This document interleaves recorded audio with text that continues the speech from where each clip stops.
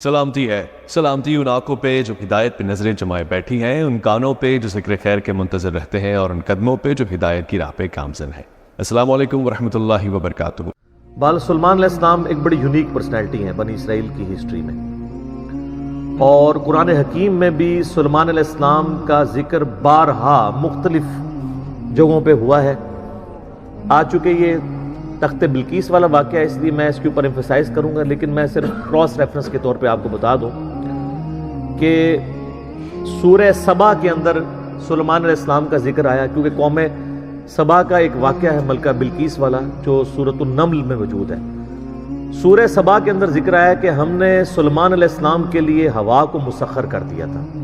ان کی صبح کی منزل 1 مہینے کے برابر ہوتی تھی اور شام کی منزل 1 مہینے کے برابر، یعنی وہ اپنے تخت سمیت ہوا پہ اڑتے تھے۔ 1 مہینے کی مسافت وہ ایک صبح میں طے کر لیتے تھے، اور ایک شام میں وہ 1 مہینے کی مسافت طے کر لیا کرتے تھے۔ اور اسی میں ذکر ہے کہ جنات کو مسخر کیا تھا اللہ نے ان کے لیے، ان کے حکم سے وہ قلعے بناتے تھے، مجسمے بناتے تھے، اور مختلف قسم کی تعمیرات کروایا کرتے تھے۔ اور پھر اسی سورہ سبا کے اندر ذکر موجود ہے کہ ایک تعمیر کے دوران ہی، ابھی تعمیر مکمل ہونا رہتی تھی، سلیمان علیہ السلام کی موت کا وقت قریب آ گیا، تو وہ ایک لاٹھی کے سہارے کھڑے ہو گئے، قرآن پاک میں آتا ہے سورہ سبا کے اندر، اور اسی حالت میں اللہ تعالیٰ نے ان کی روح قبض کر لی۔ اب چونکہ وہ ایک بیلنس فارم میں لاٹھی کو سہارا لیے ہوئے بیٹھے تھے، کرسی پہ بیٹھے ہوئے ہوں گے یوں کر کے، تو ان کا جسم یوں ہی رہا، کافی عرصے تک وہ رہا، اور اتنا زیادہ عرصہ کہ قرآن پاک میں آتا ہے کہ دیمک جو کیڑا ہے اس نے اس لاٹھی کو چاٹا، تو ظاہرہ دیمک ایک دن میں تو نہیں چاٹتی، اور حتیٰ کہ وہ جب سارا چاٹ لیا تو وہ لاٹھی ٹوٹ گئی، تو حضرت سلیمان علیہ السلام کا جسم زمین پہ آ گیا۔ تو اس وقت جنات کو پتہ چلا کہ یہ تو فوت ہو چکے ہیں کب سے، تو اللہ تعالیٰ نے اس پہ ورڈکٹ دی ہے کہ اگر جنات غیب کا علم جانتے ہوتے تو اتنی مشقت میں نہ پڑتے۔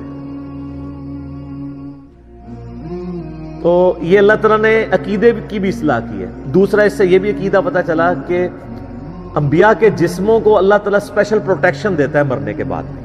احادیث تو بہت موجود ہیں، لیکن جو لوگ منکرین حدیث ہیں وہ کہتے ہیں قرآن سے ثابت کریں کہ انبیاء کے جسم سلامت رہتے ہیں، تو سر یہاں سے ثابت ہوتا ہے۔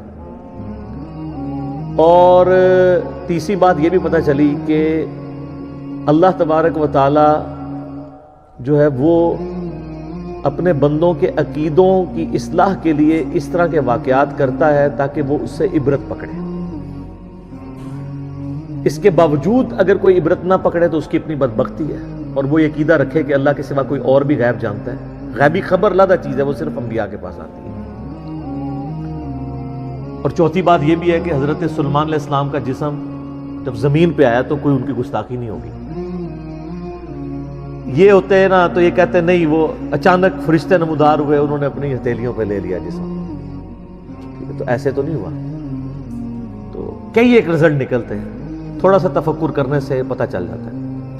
اچھا، سورہ سعد کے اندر 99 دمیوں کا ذکر ہے، ایک واقعہ حضرت سلیمان علیہ السلام اور ان کے والد داؤد علیہ السلام کا، اس پہ میرا الگ سے کلپ ریکارڈڈ موجود ہے، وہاں پہ بھی ڈیٹیل سے ان 2 باپ بیٹا کا ذکر آیا ہے۔ اور اللہ تعالیٰ نے فرمایا ہم نے ان کو حکمت دی تھی، جنات پہ ان کی حکومت تھی، ان کے حکم سے وہ بڑی بڑی عمارتیں بھی تعمیر کرتے تھے، اور سمندروں میں غوطے لگا کے چیزیں بھی نکالتے تھے جنات، یعنی اللہ تعالیٰ نے ان کے لیے مسخر کر دیا تھا۔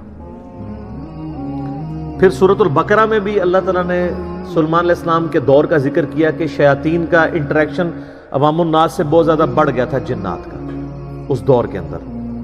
اور اسی دور کے اندر سورۃ البقرہ میں آتا ہے کہ ہاروت اور ماروت 2 فرشتے تھے جو اللہ تعالیٰ کی طرف سے آزمائش کے طور پہ نازل ہوئے، اور وہ لوگوں کو جادو سکھایا کرتے تھے، اور ساتھ بتاتے تھے کہ یہ تمہاری آزمائش ہے، سیکھو نا۔ اور وہ اللہ تعالیٰ ماتا ہے ایسا علم سکھاتے تھے جادو کے ذریعے جس سے میاں بیوی میں جدائی ڈال دیں، اور وہ ساتھ بولتے تھے کہ ہم تمہاری آزمائش ہے۔ ظاہر ہے شر بھی جتنا ہے وہ اللہ ہی نے پیدا کیا نا، من شر ما خلق، میں ہر اس چیز کے شر سے تیری پناہ میں آتا ہوں جو تو نہیں پیدا کی، تو آزمائش کے طور پہ۔ اور وہ ہاروت اور ماروت کا پھر اکثر لوگ پوچھتے ہیں وہ پھر وہ ہاروت اور ماروت الٹے لٹکے ہوئے ہیں، یہ ہو گیا. وہ فرشتے تھے میرے بھائی, فرشتے اللہ کے حکم کی نافرمانی نہیں کرتے. وہ کہتے ہیں کسی عورت پہ وہ عاشق ہو گئے تھے اور یہ سب کچھ جھوٹے واقعات ہیں. فرشتے کبھی بھی رائے راستے نہیں ہٹتے. قرآن پاک میں جا بجا یہ چیز آئی ہے کہ فرشتے تو سورہ التحریم کے اندر بھی آیا کہ وہی کام کرتے ہیں جو اللہ ان کو حکم دیتا ہے, اس کی سرتابی کر ہی نہیں سکتے. ابلیس نے اس لیے کی کہ کان من الجن ففسق عن امر ربی, وہ جنوں میں سے تھا. سورۃ الکہف کی آیت نمبر 50 میں آتا ہے, اس لیے اس نے اپنے رب کی نافرمانی کی. اس نے حضرت آدم علیہ السلام کو سجدہ نہیں کیا, باقی سب فرشتوں نے کیا تھا. تو یہ آپ کو سورۃ البقرہ میں اس حوالے سے بھی ڈیٹیل مل جائے گی. رہا تخت بلقیس والا واقعہ, یہ سورۃ النمل میں بڑی ڈیٹیل کے ساتھ اللہ تعالیٰ نے حضرت سلیمان علیہ السلام کی زندگی کے چند واقعات کو ذکر کیا ہے 30 آیات کے اندر.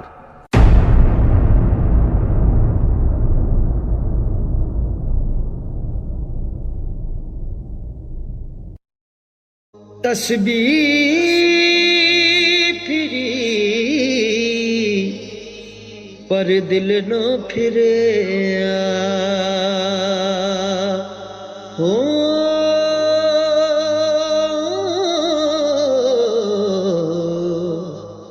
لینا کی تسبیح ہتھ پھڑ کے ہو.